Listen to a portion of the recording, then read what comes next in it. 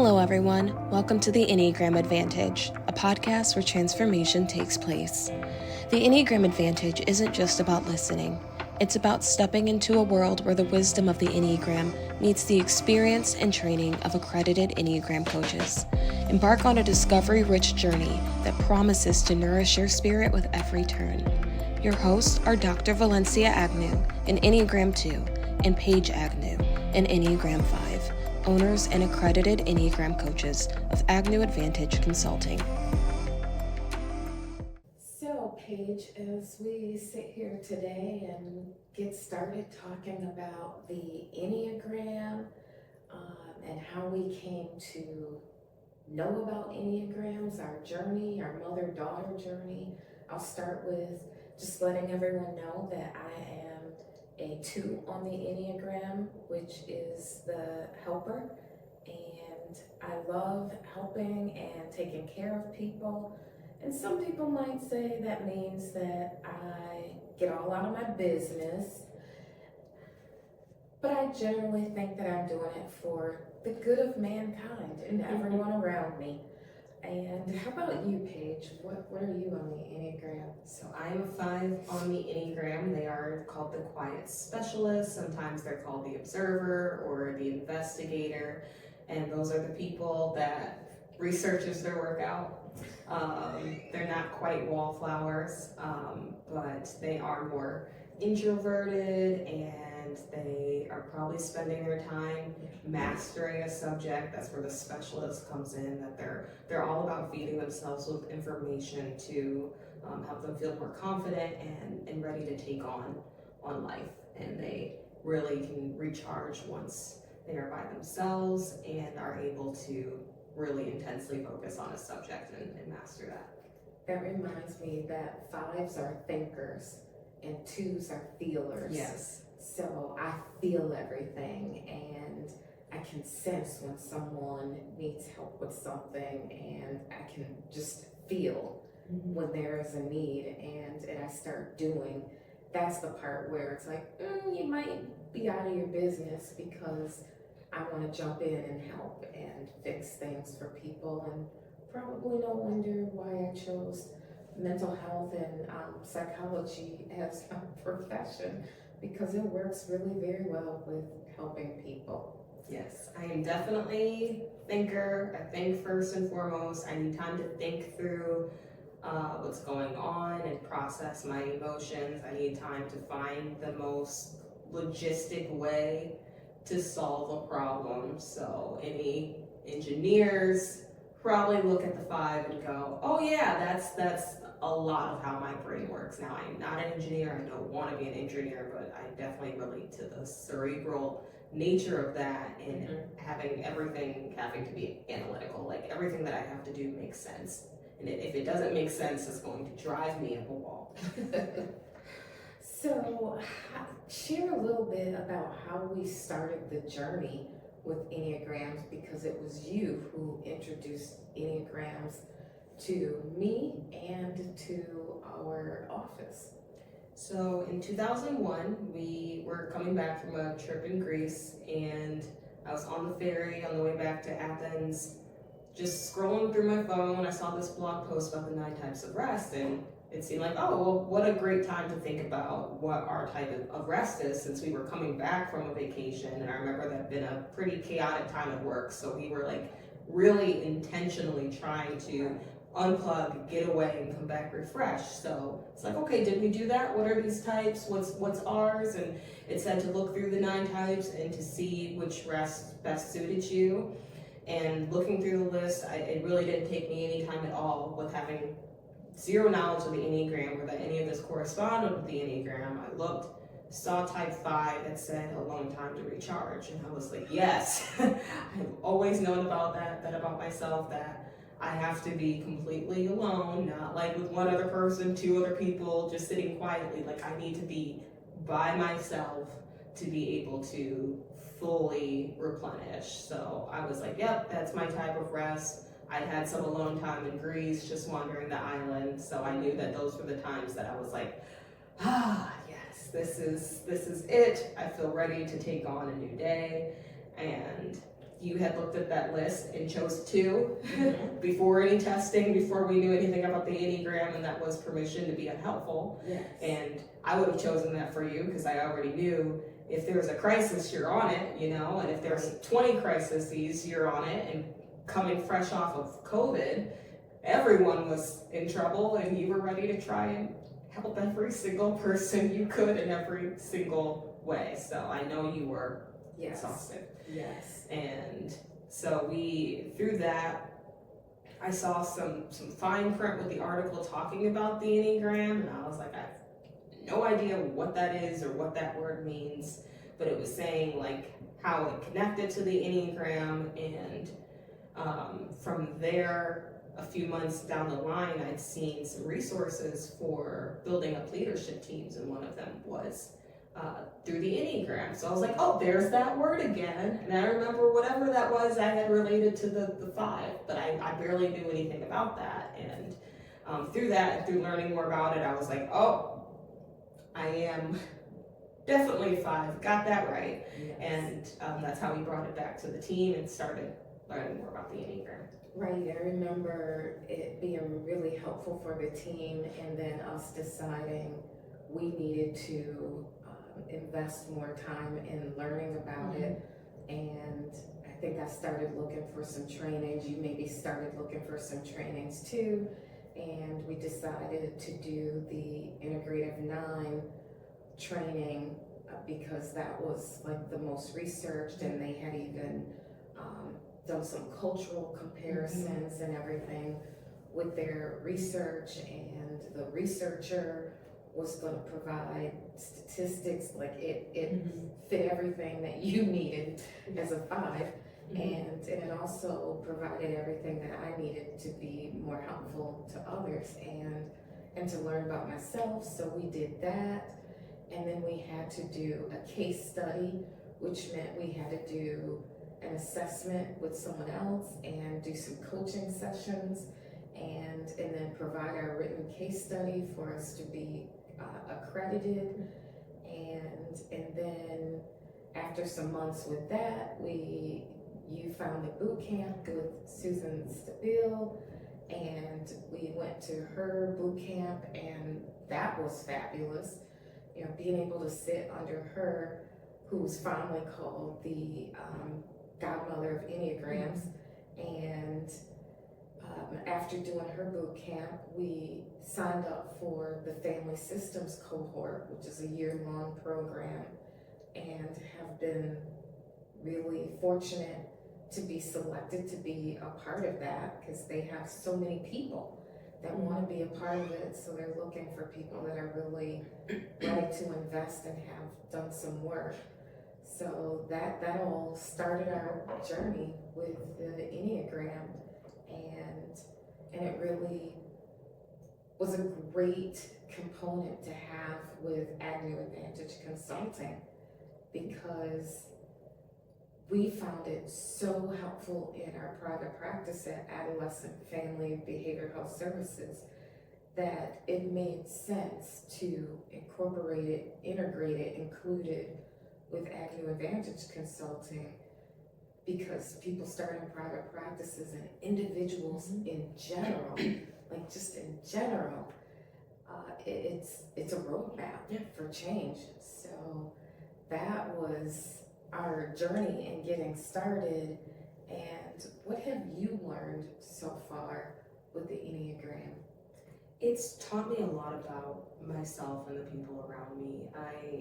What I tell people is that there's a difference between knowing yourself and understanding yourself. Right. And the Enneagram builds a bridge between those two things, because surely by this point in my life, I should know something about myself and about how the people around me, how they work, what makes them tick. Like that, it didn't provide anything abundantly new in that area, but it looks at those things and then asks why. And then it asks why again, and then it asks why again, until you get to the heart of that. And that's what makes the Enneagram different from any type of other personality typing system, because it's not looking at behavior, it looks at motivation. So why do we do what we do? So not just what are the patterns, but why did those patterns form in the first place? And that motivation is a combination of our core fear and our core desire. So we look at those things, and that's the type of language that we don't use. I'm not gonna walk up to someone on the street and say, hey, what's your core fear? What's your core desire? They're probably gonna be like, I don't know. Like that's a weird question. No one's ever asked me that before. And so the Enneagram looks at those things and tests based on motivation. And then once you can recognize that and you recognize that in other people, it's like, oh, okay, I have a lot more grace for that behavior because I know it's coming from this specific fear, or this specific worldview, that this is what they're motivated by. So this is what they're trying to get out of this interaction. So it informed a lot based on that, and has taught me a lot about how I work specifically deep down, core fear, core desire, and how those things translate in manifested behaviors. Yeah, it's funny you said you don't just walk up to people and ask them what's their core fear, but as a clinical therapist, the notion of being able to sit down with someone on a bus, in the store, and say, what is your core fear? That's not the way you make friends. What's your core desire? Sounds like such a interesting, loaded question. And so I would absolutely love that. And if someone asked me, I probably would think they were weird, but I would also think, ooh, it's making them ask me that. Let's have a conversation. And so what is like your core fear, and how do you see that manifesting in patterns? Like what has that taught you with the Enneagram? With me, I think my core fear is not being enough, not being loved for just who I am, and without me doing something that I have to helping people. I have to help people, and the hard thing about that is that I absolutely love helping people, and when I help people, I feel good about myself. But I also realize that when I'm not helping people, I've had to pay attention to my thoughts of, do I still have value to them?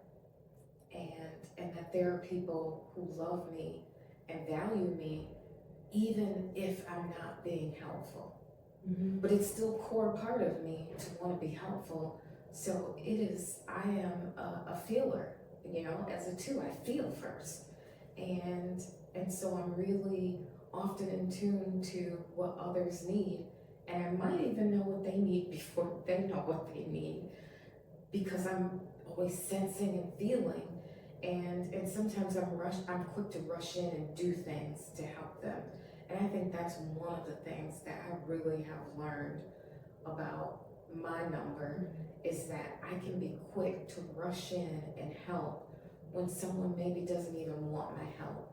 And I have to evaluate and ask first, do they even want my help? Do they even know that they need help with this? And so that really has been helpful. Mm-hmm. It's also helpful for me to, as I learned from Susan Stabile, who's also a 2, is to wake up and ask myself, is that for me to do today?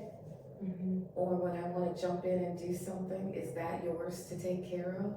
And of course, I think it's mine to take care of, but I know in reality it is not.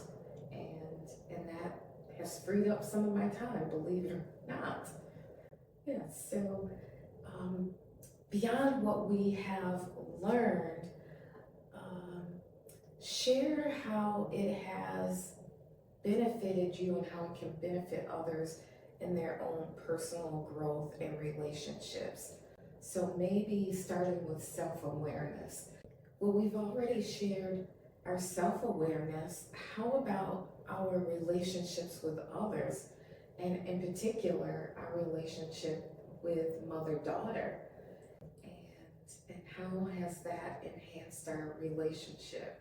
I think that it has enhanced our relationship because the example that I always like to use is you growing up. I always thought we had a great relationship, and I still think we have a great relationship. After all, we've been business with adolescent and family together for 12 years, and now we have Agnew Advantage Consulting. We're in business together, we purchase property together, and I'm always thinking of ventures that we can do together. We travel together. So obviously it already was a good relationship.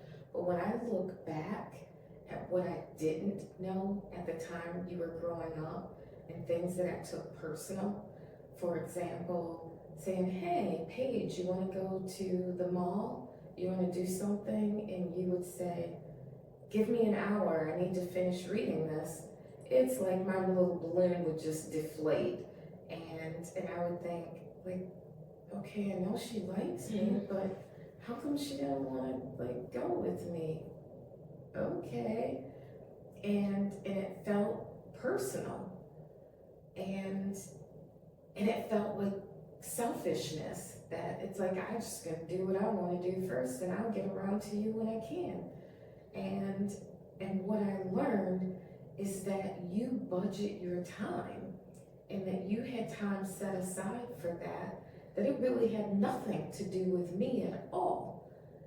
Newsflash for twos is that everything is not about us, and that if I gave you the hour, you were more than willing to go with me. You were happy to engage in time with me, but I didn't understand that at the time, and I understand it now, which causes me to have this whole different level of respect for what your time means to you, and how you don't even have the energy to just drop in a moment and change up the way that I do. And I have such a greater level of appreciation that now if I want to do something, I'm not going to ask you in the instant.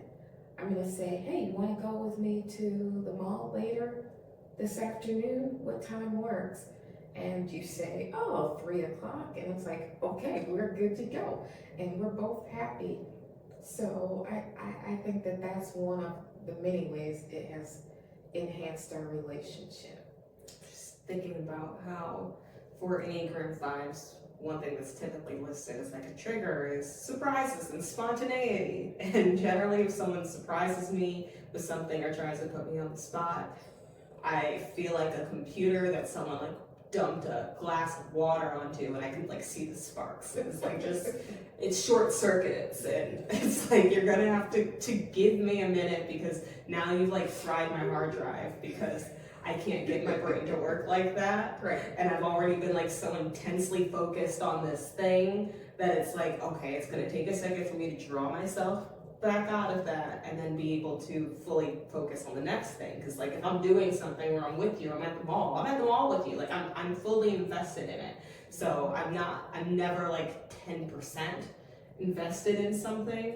Mm-hmm. And so that also drains a lot of my personal battery. And another example I give people is that I feel like a phone, that if you are using it for like this big ticket item, like if I'm just like casually browsing something versus watching a movie on my phone, that's different data usage, that's different battery usage. Right. And I have to make sure I have enough battery to supply whatever that event is. And the times where I might be just like reading in my room, I'm plugged up and I'm recharging for what I need for the rest of the day. So if you catch me on 10%, I only have 10% to give you. Right. Versus if you are waiting or I'm planning ahead of time, we can go kick it at the mall with my 80% battery and, just spend all our money all day and have a great time.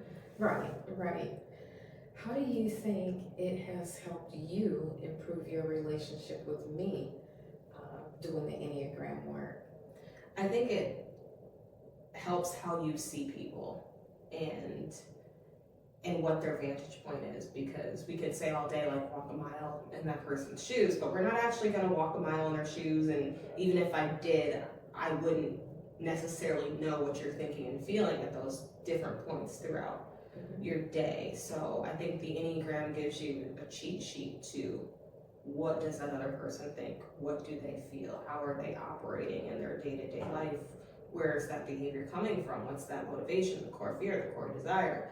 And I thought for most of my life, like, why is she so hard on herself all the time? Like, I feel like I would watch you take a baseball bat to yourself and I'll be like, stop, like, goodness, this is not productive. This doesn't get us anywhere. And one of the things that I first seen with the Enneagram is that you can divide the numbers into triads, and those triads all come from a different center of intelligence. So we have like the head triad, the heart triad, and the body triad. And when I was looking at that little 9 types of rest thing, it said I was in the fear triad, and I remember being very offended because I'm like, excuse you, I am not walking through my general life afraid. Like, who do you think you are? You don't know anything about me. I'm not afraid. And then I realized that 5s have a fear of inadequacy, and that was manifesting in very obvious ways. And it's like, you're not going to call me like inferior in some way. I'm going to research it, and I'm going to become an expert at it, and then I'm going to conquer it. And it's like, okay, that's actually just putting yourself more in the 5 bucket, but okay. But similarly, like with the heart triad, which can also be called the shame triad, and it's like, okay, that's why you might be making things personal or making things about you that aren't about you if you're coming from this place of intense shame and there must be something wrong with me. That if that's your lens, it's going to inform a lot of how you think and feel.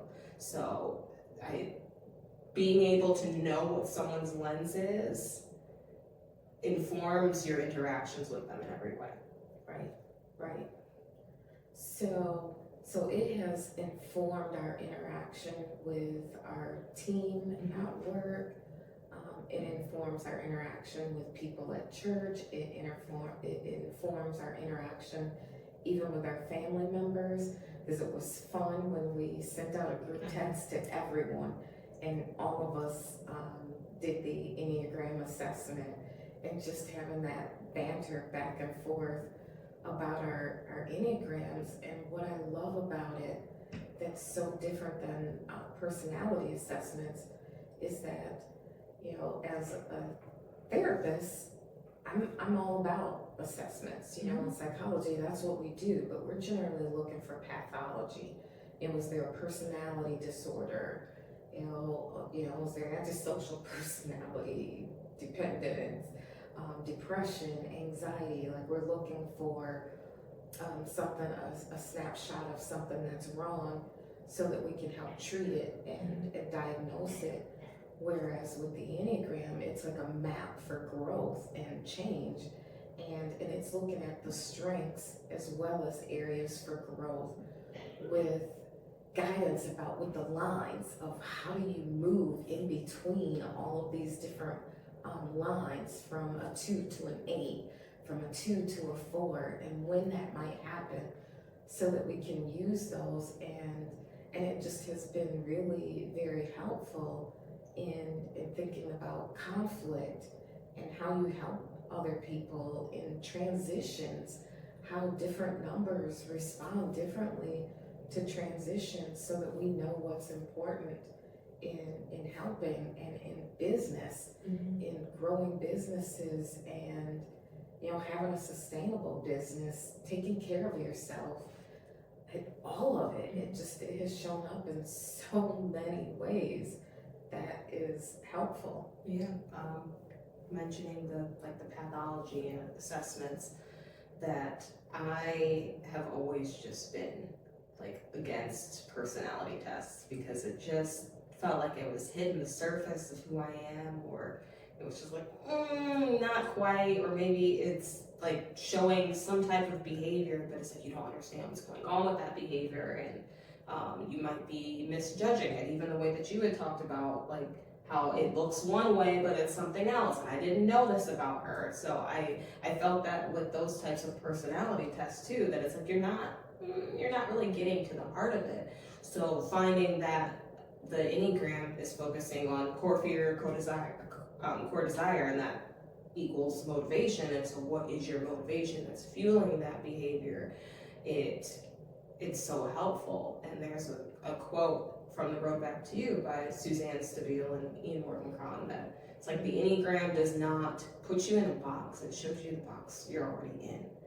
And it shows us those patterns of behavior. It shows us how our coping mechanisms as children are no longer serving us as adults. And all these like walls that we've built around this worldview of ours that have helped us operate in basic ways in the world. And then it looks at those things and says, okay, but what if that defense mechanism isn't working? Right. Well, you don't need it right Yes. now. What if there's actually a different way to get that desired result? What if this is the reason why all of your marriages haven't worked? You know, like Not my marriages. Yes, not your I've personal marriages. Only have one marriage. Why that I'm is still married yes. to? Yes. Why do you keep having the same types of conflicts with people? So not you, the world at large. For why do these things or these types of things keep happening? And then it zeroes it back on, let's look at how not just your behaviors, but how your motivation has influenced those behaviors. And is there a different way to do this that can actually get you exactly what you want in a more intelligent way? Right. I really wish that I had this tool when I first started doing therapy many eons ago, a long time ago, that I think that not only would I have gotten further faster in my own therapy, but I would have helped others in their therapy, because when we started the Enneagram process, I felt really very self-aware about a lot of things, and I knew a lot about myself, but I think I would have gotten there faster. Yeah. And I think that I would have helped others get there faster if I'd had this information, because it just is so powerful to look at your strengths and your areas where you need improvement, but to not look at it as a character flaw, and to not look at it as you have issues,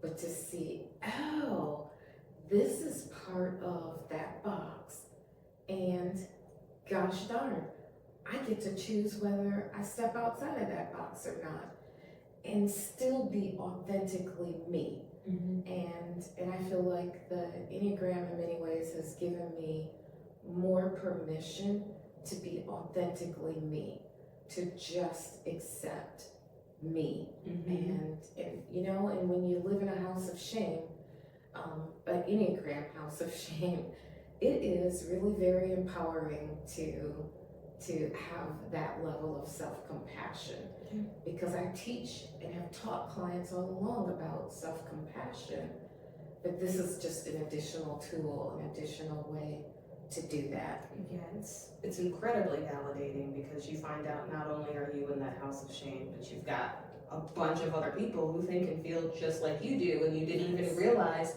that there were people that had that same like core fear and core desire, because you know there's thousands of fears out there in the world. This is like narrowing everything down. So if we combine enough things and we can put it all in these different categories, that's how we ended up with nine basic fears, 9 basic desires. And it's very validating to know, oh, there's other people out there like me who like just like need a minute to process their thoughts and feelings, that need a minute to recharge. Like it's not my own personal struggle, and it's not really even just about me in general. This is the way I operate, and that there's nothing I can do about that, but I can learn how to be the best me within it. Yes, how to operate differently. And when you said that there's others like you, I remember at the family systems cohort meeting one of the women there, and I kept sitting there, I'm like, I feel like I'm talking to Paige. Oh my gosh, like she even used some of the same language that you use, same examples that you use. And it's like, wow, this is really interesting that, you know, that there's a group of 5s that think this way. Who knew? And that there's a group of 2s that think the same way, as well as all of the other Enneagrams. It has been so helpful. You know, your dad is a 9, and he pretty much wants to save all of his energy just completely Yes. save all of his energy. And I remember early in our marriage thinking, he never wants to travel, he doesn't want to go anywhere, and I have to plan it all. Why? And the funny thing is that he was okay with me planning it. He was never like, I'm gonna hold you up, hold you back. Mhm. I don't need to boss you, be in control. But I would always be frustrated because I wanted him to just plan it, just surprise me, like know that I want to do it. Because as a two, that's what I would do. That's what you would do. That's the key thing. That's what you would do. I would be all in. Like, I see there's a need for that. You mentioned it. Bam, I am on it. And I got the whole trip planned tonight, you know? And he wasn't that way. And it, again, years of therapy, I learned to appreciate that he wasn't that way. And to be really very thankful that he was okay with us traveling.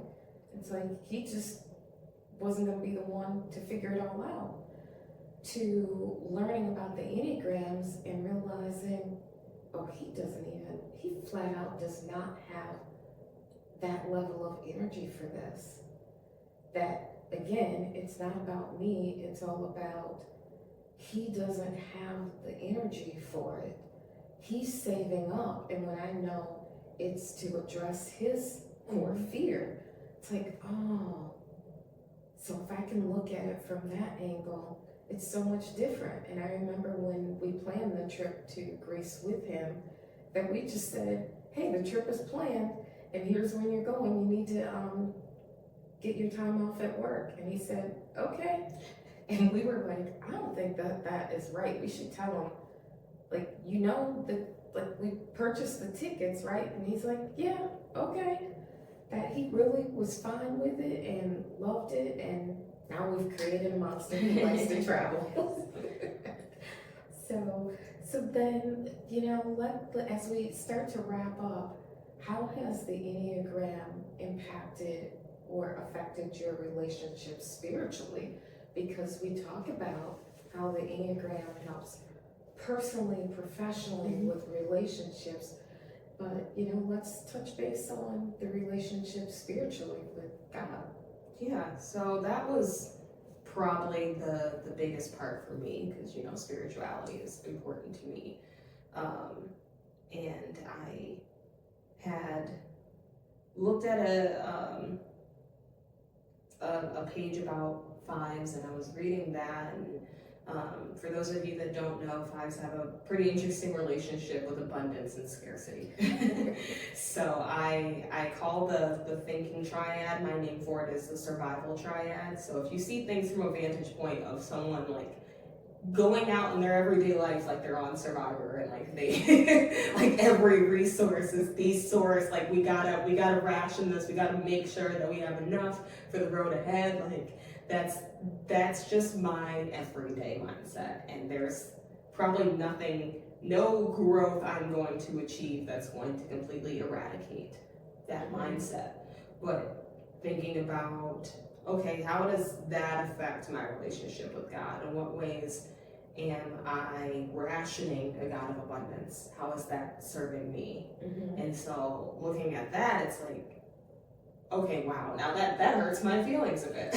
Like I was really thinking like this hurts me to think that I have in any way been limiting the capacity of this relationship, or like rationing my faith for like, you know, I'll save this for like, you know, a rainy day, like when I really need it. And God's like, I actually don't like need you to do that. And it's like, no, but like, you know, I'll save it for when I need it. And he's like, I need you to recognize that I'm enough and you're enough for this situation, and we don't actually need to like hoard these particular resources. That Right. you can't have a survival mindset and serve a God of abundance, you know? So who owns the cattle on 1,000 hills yes. and the 1,000 hills. Yes. So realizing that and being able to invest energy in my faith. So like I'm not going to save this for if I'm terminally sick. Like I could actually just have faith for something really small, you know, that it doesn't have to be like all or nothing, or I see it as like this currency of, well, I've got $5 and that's like a $50 item today, that God's like, that's not how it works. You can just ask me and trust me, and I'm not going to be annoyed because like it's something very small. So yeah, that's informed a lot of my spiritual relationship. Mine was, there were a couple of things, and one is just accepting that I'm enough, and as I said, I already had done a lot of my own work, and accepting that I'm enough, but realizing I'm enough because he says I'm enough, and if he's willing to die for me, it's like, oh my gosh, this is like the real definition of he thought I was to die for.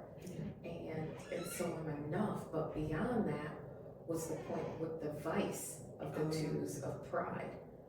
And I'm like, I don't have pride. You know what?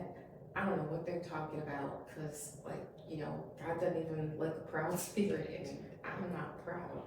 And then it's like, am I protesting too much? Yeah, me thinking about protest too much, and realizing the pride really shows up when I think I know what's best for everyone, because I feel something and I feel it so deeply and I want to help, and I think I know what's best. I think I know what direction you should take. I think I know what you should do, and I may be right many of the times, but I'm not God. I don't get to decide that. You have to have your relationship with him. Your brother has to have his relationship with him. You know, that everyone has to have their own relationship. And we all have different journeys that I think, but this is the straightest journey. And it's like, and even if it is the straightest journey, it may not be the best journey for someone. They may need to do like this and get there. And that is for a reason. And it's like, oh, so like that's pride when I think I can handle it. You know, even thinking about when, you know, your brother going off to college and me thinking I need to have everything in place. Even my own brother, when he went off to college, I remember being so worried about him and wanting to make sure, because he was the first one to actually like leave the state and go to college. And even then, God had to tell me, if I don't take care of him, he can't be taken care of. And it's like, oh, so that was pride? Woo, newsflash. But one other thing is just knowing that the Enneagram, all 9 of the numbers, share a character of God, and how all of them are not encompassed in each number. Like we each have like this heart, this peace, this heartbeat of God, that it just is like, this is so amazing and so clever. So if our audience can't tell, if you can't tell, that we are really excited about the Enneagram, and we just wanted to share with you a little bit about our journey today as we do our very first podcast. And we would like to tell you about some resources. So our resources, if you've heard something that has piqued your curiosity and you want to learn a little bit more about the Enneagram, if you want to continue on your journey, please visit our website at agnewAdvantageconsulting.com, and we have some resources there. We have some freebies. We have some courses that you can take, some short courses that will enhance your journey spiritually, mapping, in general. If you want to just like have a general overview of Enneagrams, please check it out. And also, if you would like to complete a comprehensive assessment, we would love to do that with you. You can have the assessment. We give you the option of doing a few feedback sessions with us so that you can get started on your own journey. But we also offer packages where you can do coaching with us so that we can go on the journey with you. And we would love to go on that journey with you and do some coaching. We have group coaching where you can be a part of a group that is learning together. And we definitely support that because obviously we've done it ourselves and we'll continue to do both. Is there anything else that you want to add that maybe I forgot? It's just such a rich world with so many different components in it.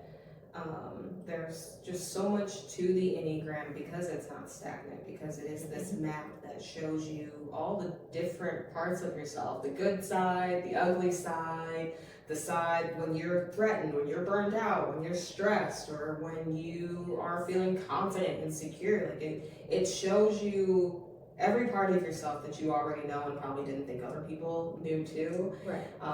And it's just a really in-depth process. So I do believe that coaching is one of the best ways to walk that journey out, to have someone that has all the information so you're not, Googling yourself to death. Right. And like a 5. Yeah, and yes, and can be validating with that and offer support and resources for all the different aspects, because there's quite literally any question you could wake up and ask yourself and use the Enneagram to help see your way through that, because it's showing you the blueprint of you and the people around you, so you can walk that blueprint to get to exactly where you want.